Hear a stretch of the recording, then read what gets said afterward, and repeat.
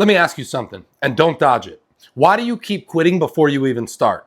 It's not even after you fail, not even after you try and fall flat on your face, before you give yourself a real chance. You hype yourself up, you talk about the plan, you picture the outcome, and then the moment it gets uncomfortable, the moment it asks something of you, you just disappear.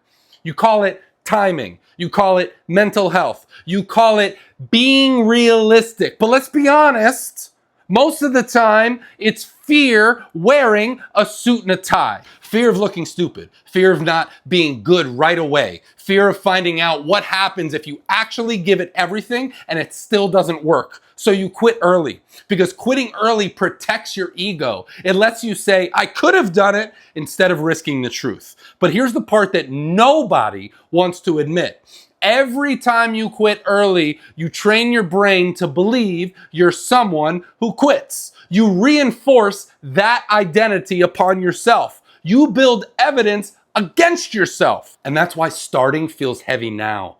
That's why motivation doesn't last. That's why confidence feels fake. Because deep down, you don't trust yourself to actually follow through. And listen, this isn't about willpower.